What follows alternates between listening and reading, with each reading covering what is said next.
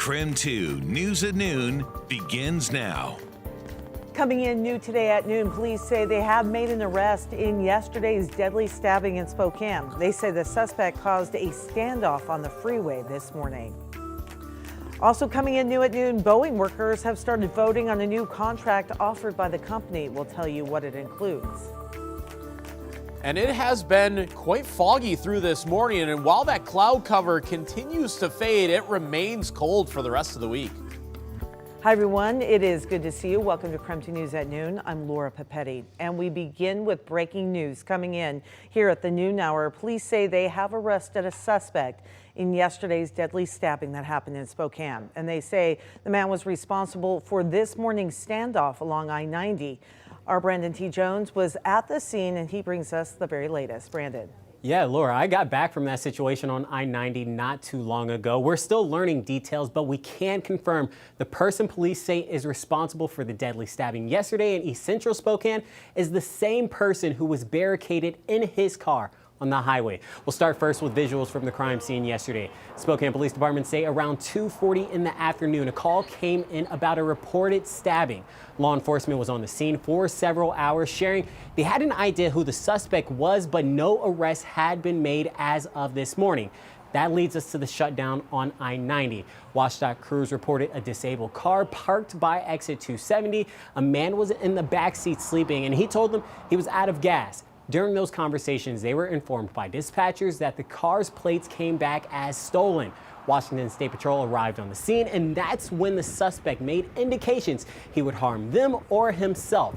Backup was called, SWAT units arrived, a negotiator spoke with the suspect on the phone, and he made comments about the stabbing. The suspect eventually left the vehicle. He was hit with a beanbag before running and then ultimately was arrested. We're told no weapon was found on the suspect, and this is still a developing story. KREM 2's Shannon Mowdy is tracking all of the latest details, and we'll have a report later today in our shows. But for now, reporting live in the newsroom, Brandon T. Jones, KREM 2 News. Also coming in new at noon, the U.S. Marshals Fugitive Task Force is trying to find a fugitive believed to be in the Athol area. 42-year-old Christian Fisher is on the run after being convicted in Florida for traveling to meet a minor for sexual purposes. Fisher was spotted on Kelso Lake Road in Athol, but managed to evade police, and his current whereabouts are unknown. Fisher is 5'10" tall, about 200 pounds, and has blonde hair and hazel eyes. Also today, voting has started on a new contract that Boeing is offering its striking machinists. Those machinists overwhelmingly rejected the company's first offer that came in more than 5 weeks ago. The company is offering a 35% wage hike over 4 years and an increased signing bonus, $7,000. They're also offering to increase contributions to employees' 401k accounts. They are not offering, however, to bring back the pension, though something machinists say they definitely do want. New this hour, Boeing reporting a $6 billion quarterly loss. The manufacturer was dragged down by the strike and billions in charges tied to its commercial aircraft and defense programs. The company is struggling to right itself after manufacturing problems and multiple federal investigations following a mid-air panel blowout that happened in January.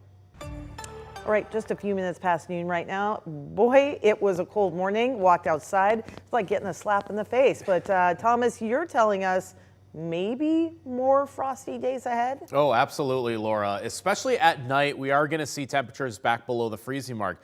But how about today? It still feels like a slap in the face out there because our current temperature is 35 degrees in Spokane. While the fog is not really all that thick on the ground, the cloud cover has not gone anywhere, and without the presence of any sunshine, we just can't get our temperatures to seemingly budge. Now, Spokane is getting the worst of it in the temperature department. It has gotten better, especially towards our west. So Ritzville, Grand Coulee, Omak, you are in the low to mid 40s already. But yeah, in Spokane and Coeur d'Alene, just still in the 30s right now because that low cloud cover hasn't gone anywhere. And by the way, there's also high cloud cover just to our south. In fact, basically exactly south of I-90. That cloud cover has been a bit intrusive here. It will remain completely overcast over the Palouse, but look at all these shades of rain that are now starting to develop in some of our southernmost areas. We are looking at between Lewiston and Grangeville to get the most rainfall for today. That will not arrive, however, in Spokane and Coeur d'Alene. But tonight it is right back to the cold temperatures as we are back to and below the freezing mark. An Arizona judge granted a request to evaluate whether or not Lori Vallow is competent to stand trial.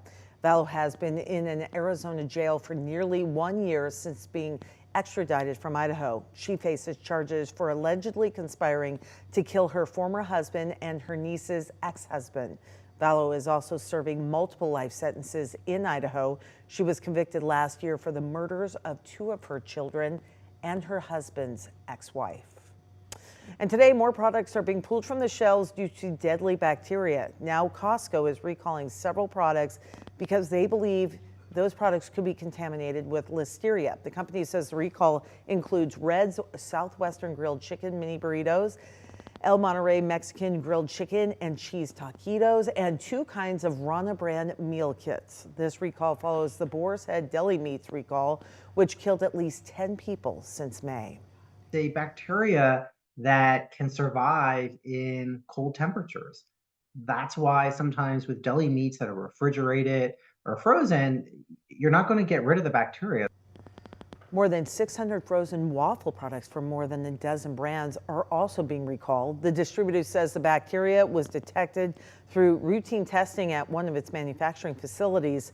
The products are sold at big retailers like Walmart, Target, and other supermarkets.